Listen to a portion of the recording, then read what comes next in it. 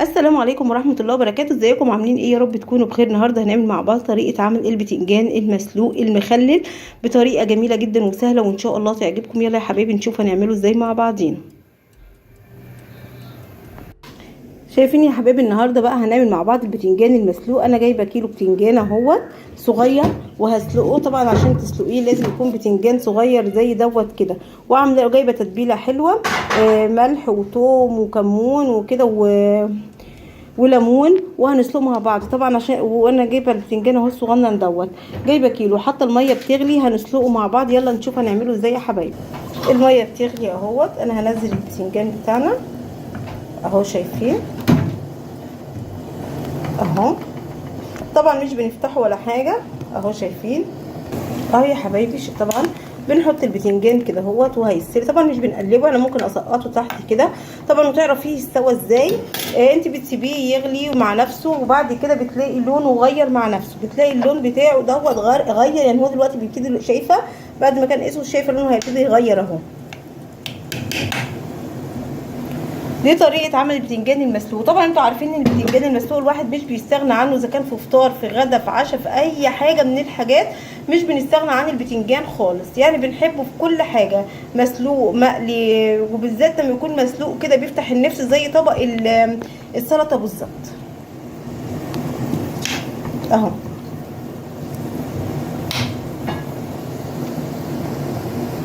اهو قرب يستوي، قرب يستوي معانا اهو. شايفين اهو قرب يستوي. انا حطاه على النار اهو، بس مش بس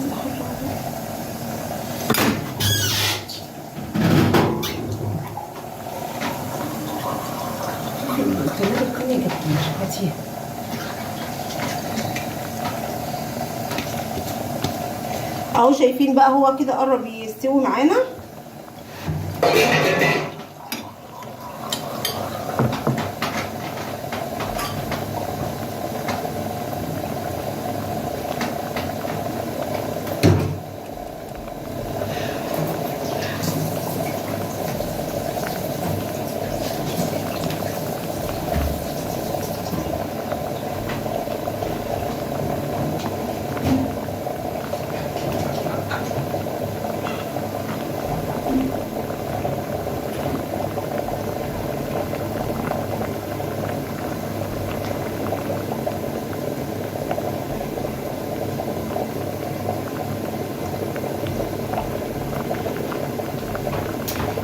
اهو شايفين بقى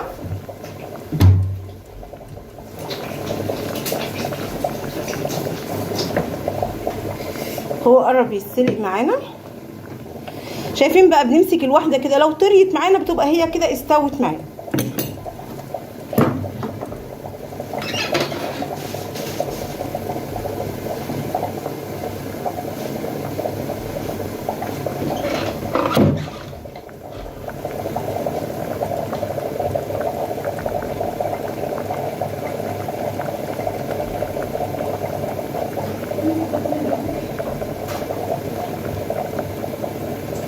اهو شايفين بقى احنا مخلينا كده لما تغلي وتستوي.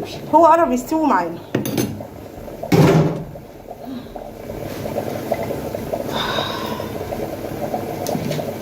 شايفين بقى دي طريقه عمل البتنجان يا حبايبي المسلوق اهو.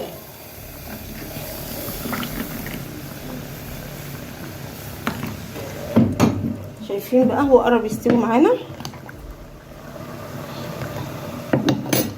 اهو. شايفين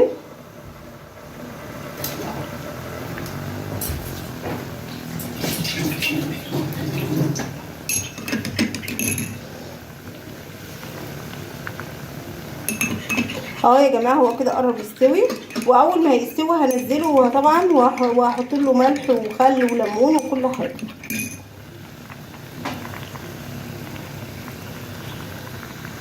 اهو.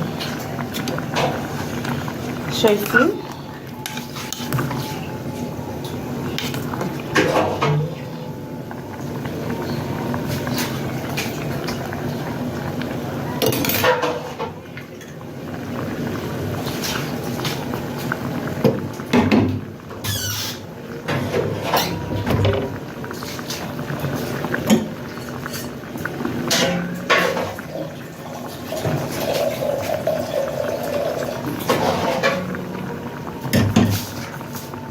اهو شايفين بقى قربت تستوي معانا.